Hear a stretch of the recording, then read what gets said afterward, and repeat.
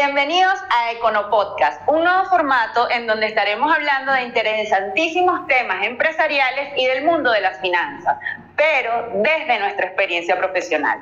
Bienvenidos a nuestra conversación de hoy. Hablaremos en primer término, Carmen, un tema que consideramos una importante debilidad en las empresas en Latinoamérica, como es no contar con equipos profesionales o no profesionalizar el área de las finanzas dentro de las empresas. Cuéntanos tú. Bueno, sí, efectivamente, como lo hemos visto recientemente, tenemos un gran volumen de empresas que están llegando al mercado porque están muy relacionados con los temas tecnológicos o con los temas de nuevos productos, pero entonces llegan al mercado sin una estructura financiera completa.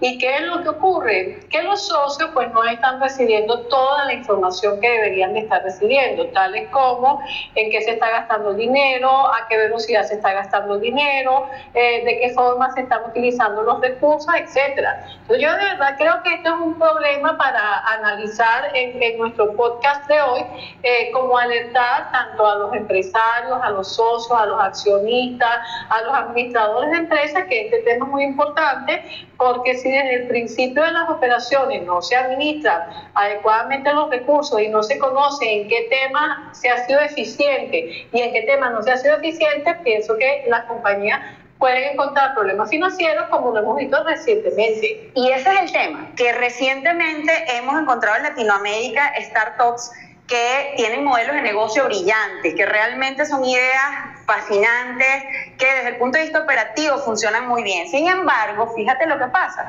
inicia en la etapa operativa y después de que la empresa tiene en marcha 6 meses, 8 meses, como que los socios caen en cuenta de que, oye, sí, necesito contadores, necesito abogados, que es aún más grave, porque no solamente estamos hablando de equipos financieros, sino que los abogados y los contadores, por ejemplo, estas dos figuras son esenciales en la constitución de una compañía, porque ni siquiera estamos hablando de que, bueno, el día a día, sino que, y te voy a hablar un poco de lo que ha sido la experiencia. Hemos visto estas empresas que han logrado levantar a través de inversores ángeles, a través de inversión privada, grandes capitales. Estamos hablando de capitales de millones de dólares y lamentablemente vemos que el tiempo de duración de esas empresas no sé, los 4 años, ¿cierto? O sea, eso es casi una regla. Ellas llegan más o menos a 4 años. Y la característica común de todas ellas es que el socio, digamos, en su estructura mental, no cuenta inicialmente con esa estructura de protección, que son los equipos legales y los equipos financieros.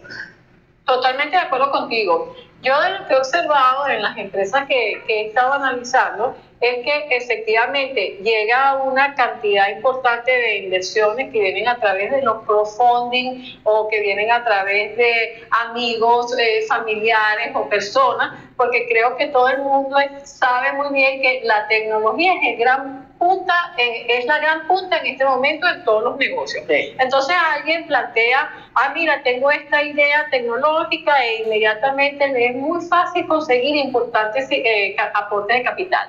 Pero ¿qué ocurre? Que cuando el socio o el administrador quiere explicar en qué se invirtieron los recursos, cómo se administraron esos recursos, etcétera, etcétera, efectivamente, desde un principio no hubo un control riguroso y exhaustivo de cómo llegaron los recursos, bajo qué acuerdo llegaron esos recursos. Sí, sobre todo eso. ¿Cuál era la expectativa de remuneración? Porque imagínate, tú tienes hoy que un banco te puede dar fácilmente un 6% de interés sin hacer nada. Y entonces, claro, si estás invirtiendo en algo y el dinero que estás colocando es el dinero de tu pensión, caramba, tú quieres que el rendimiento sea superior a ese 6%. Entonces, ¿cómo garantizar a los inversores que esa inversión realmente va a ser rentable si desde el principio no hemos colocado toda la información financiera pertinente? Y lo más triste, que vemos al final del cierre y empiezan la cantidad de tributos que hay que pagar, la cantidad de problemas que la gente no se ha dado cuenta que se generan, porque como estamos en el negocio virtual, creemos que la red no genera impuestos. Y otra cosa importante, lo que tú y yo llamamos siempre como la ilusión del flujo de caja. Vemos mucho efectivo y creemos que todo eso es remuneración, que eso son ganancias, y no es así. Mucho de los errores de estas startups en Latinoamérica se basan en que no tienen claros cuáles son los actores que participan en ese consumo del flujo de caja. Están los impuestos, están honorarios necesarios para que una empresa pueda crecer de manera sostenida en el tiempo. Y otro tema, digamos, hablando un poco de lo que tú decías en cuanto al retorno de la inversión, el asunto se complica más cuando esos inversores piden estados financieros auditados. ¿Y qué pasa? Nos llaman. ¿Qué es lo que ocurre? Ya llegamos como esos doctores a decir, señores, después de una semana explorando las empresas, después de que tenemos 15 días de alguna manera familiarizándonos con lo que está pasando dentro de las empresas, nos toca llegar como esos médicos que operan en fase terminal, nos quitamos los guantes, nos quitamos el gorrito y tenemos que decir, señores, lamentablemente no hay nada que hacer. Muchas veces, y es lamentable, que modelos de negocio se pierdan de esa manera, porque cuando a veces llaman a los equipos especializados, ya es muy tarde, ya están comprometidos los inventarios, ya las contingencias fiscales rebasan el capital y la inversión, ya los problemas se convierten en temas determinantes que lamentablemente van a marcar la muerte de esa empresa. Entonces, una de las cosas que a nosotros y a lo que hemos dedicado Economaster, nuestra escuela de negocios, ha sido a eso, a difundir la importancia. No importa que estés en tu casa haciendo arreglos florales, haciendo tortas, haciendo comida.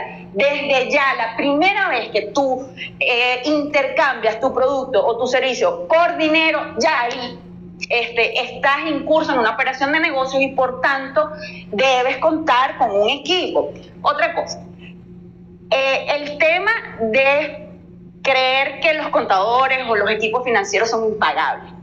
Háblanos un poquito de eso, que esa es la creencia de todo emprendedor latinoamericano. Mira, tengo un caso justo recientemente que es una compañía que no voy a decir que es grande, es una compañía mediana, está facturando más o menos por encima de las 6 cifras.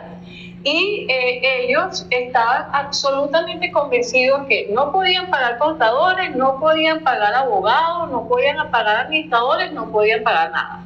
Pero por supuesto hay una entidad que siempre va a tocar la puerta en algún momento, que se llama la administración tributaria. Llámese como se llame en toda a lo largo de nuestra Latinoamérica querida. Que no son nada amigables. O sea, si estás viéndonos de cualquier país, no existe administración tributaria que sea la abuelo de Heidi. Todas son incisivas y hostiles. No existen administraciones tributarias de cuento de hadas. Entonces, bueno, claro, una administración tributaria con la carga de tributos y las sanciones tan importantes que tiene Latinoamérica te puede paralizar un negocio. Ese negocio murió pues por un tema tributario, inevitablemente murió por el tema tributario.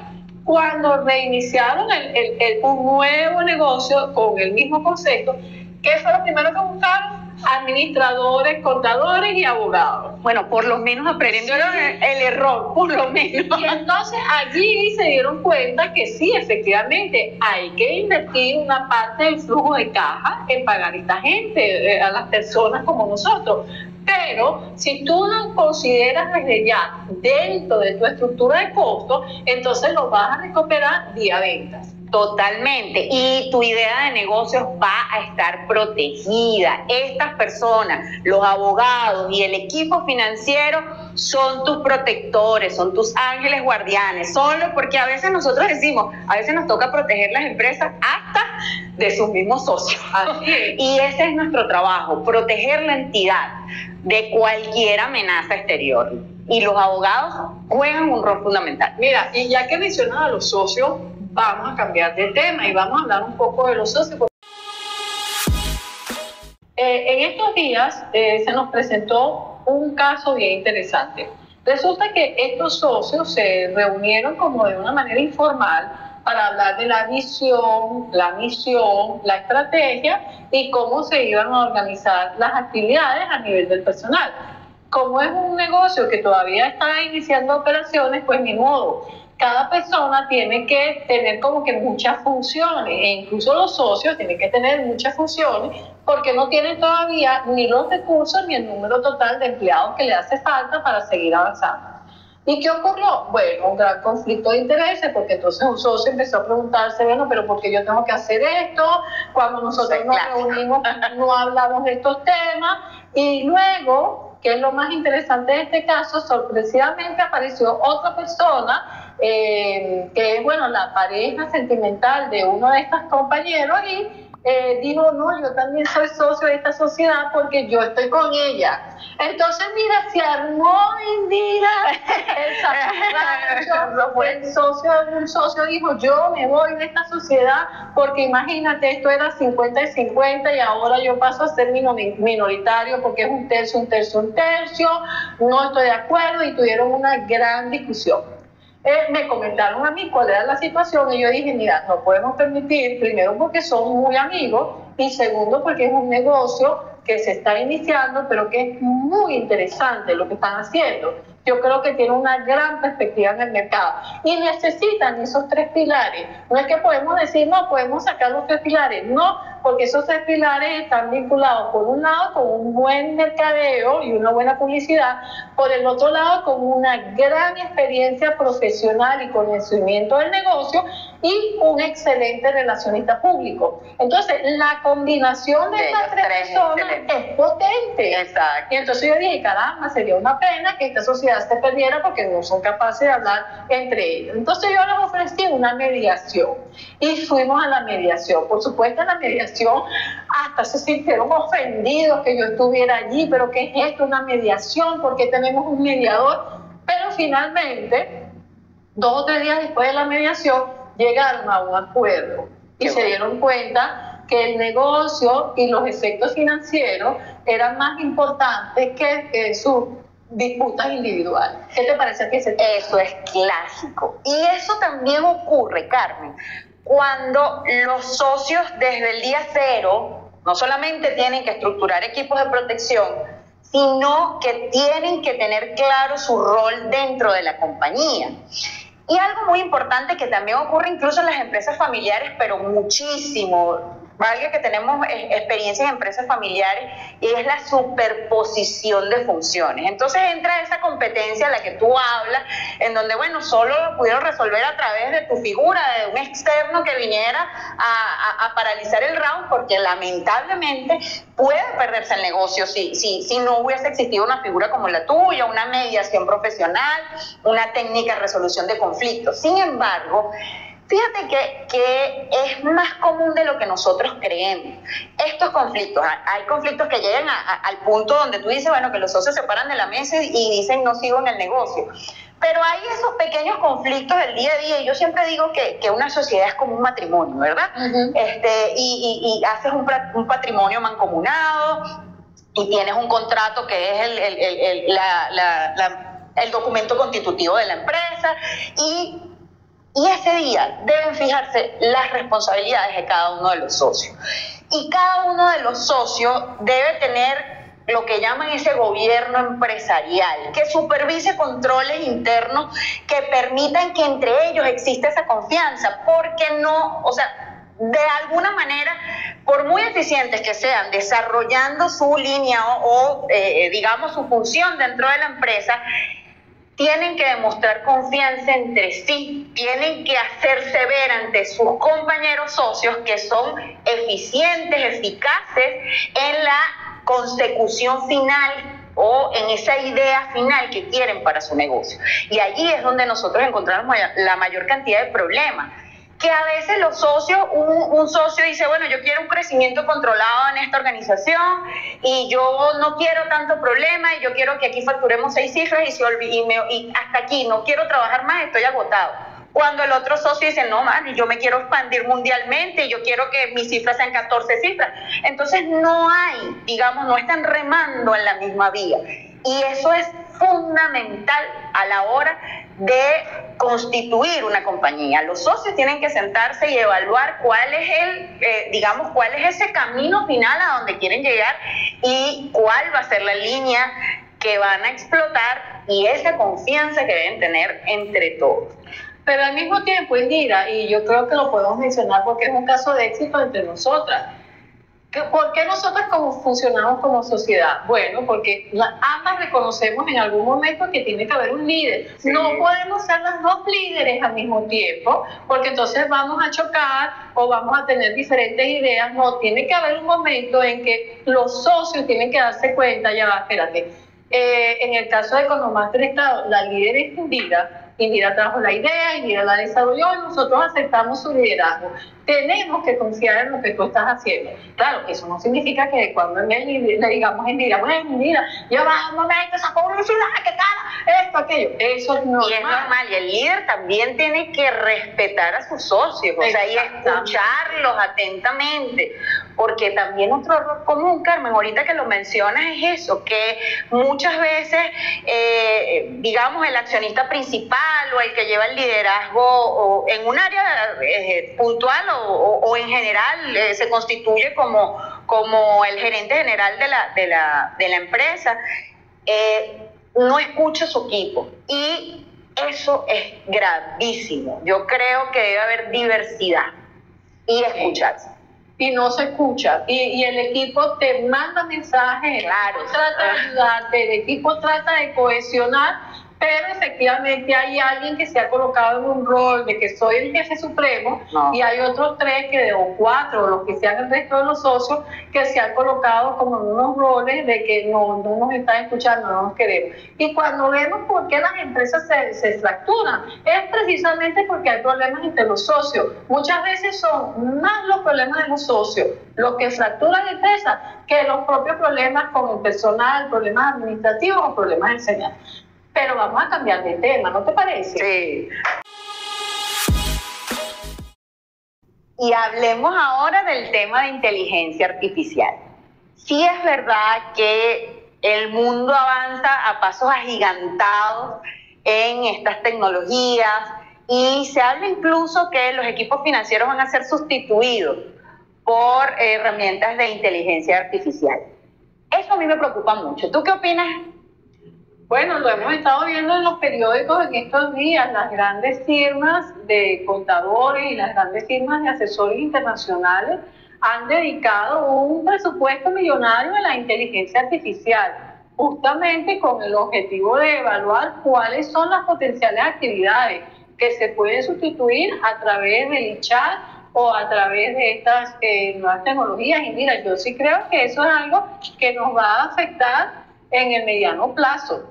Bueno, estemos claros, no hay nada más fastidioso que hacer un informe de auditoría a mano, pero ojalá encontráramos ese apoyo y lleguemos a ese punto en donde se facilite de manera permanente el trabajo de los profesionales del área financiera. Y sí, es una herramienta, nosotros aquí lo estamos utilizando en la oficina, sobre todo en la escuela de negocios, muchos contenidos nos estamos apoyando en las herramientas de inteligencia artificial.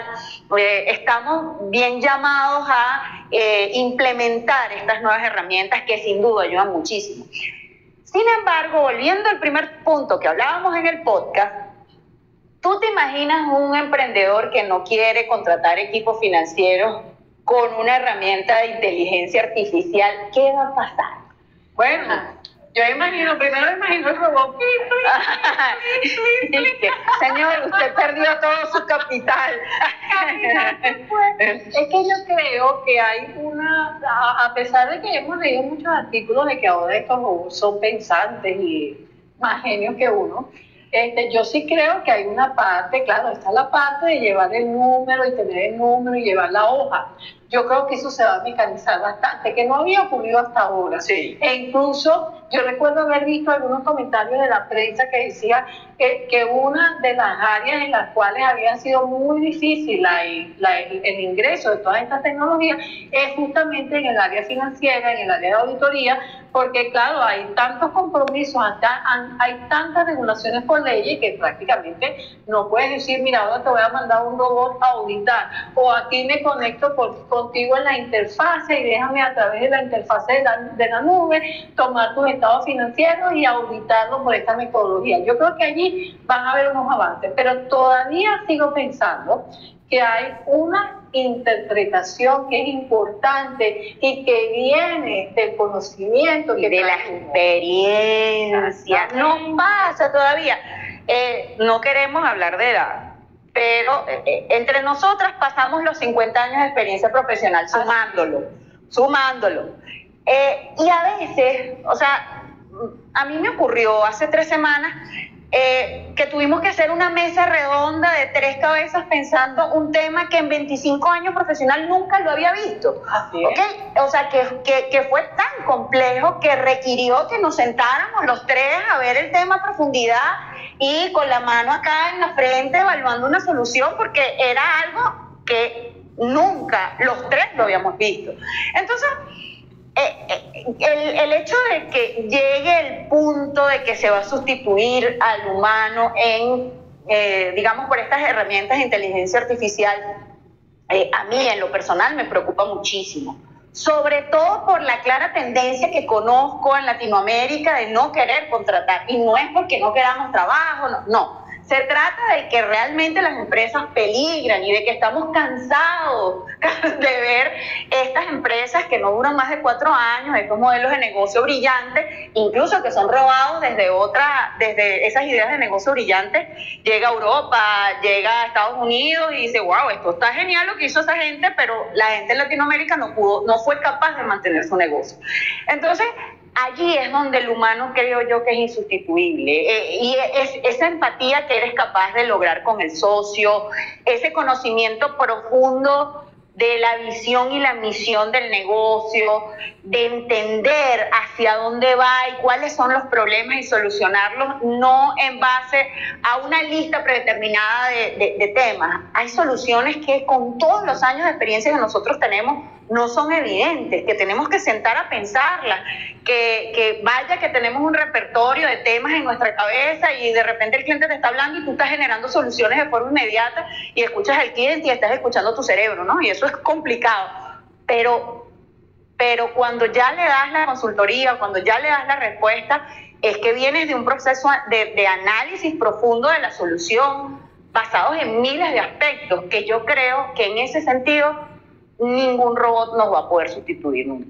Bueno, yo no lo sé, Indira, y no estoy diciendo que no quisiera de ti, pero sí creo que allí hay algunos temas que alertan mucho, porque por ejemplo en estos días, y te lo mandé, hay un artículo de uno de los cofundadores de estas empresas que dice, si no tienes hijos, no tengas hijos, porque lo que va a venir con la inteligencia artificial es tu bebé artificial, pues es decir, ya no vas a tener un hijo, sino que te van a mandar un pequeño robot con un cerebro. Entonces, cuando uno lee los profetas del apocalipsis.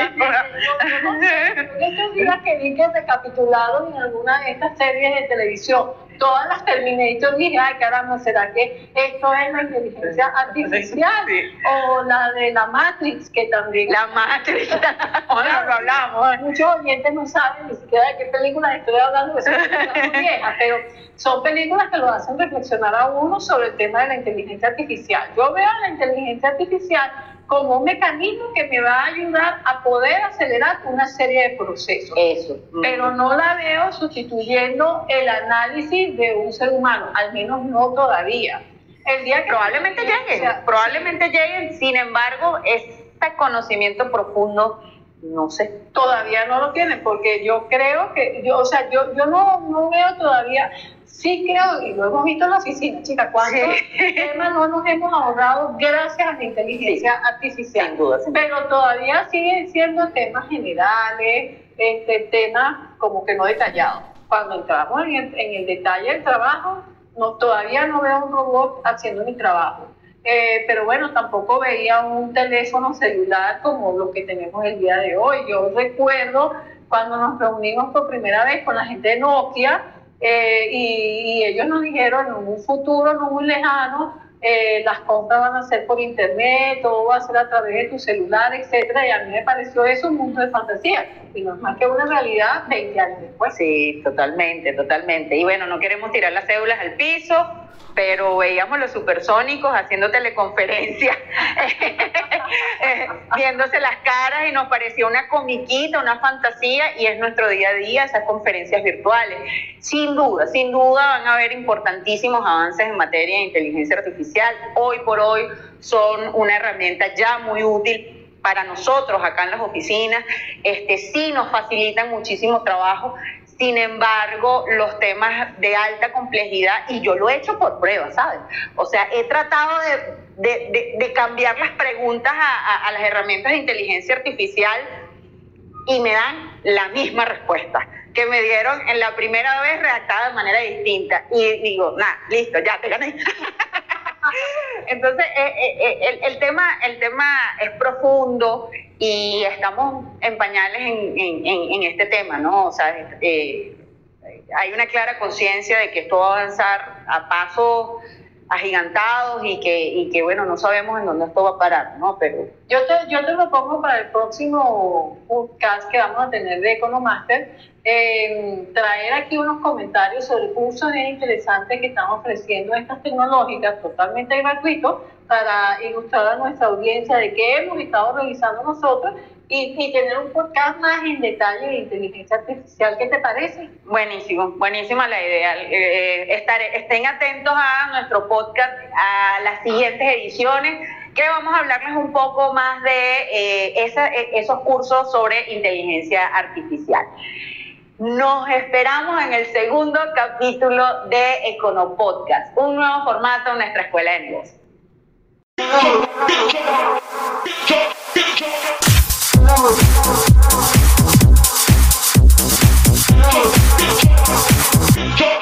House music.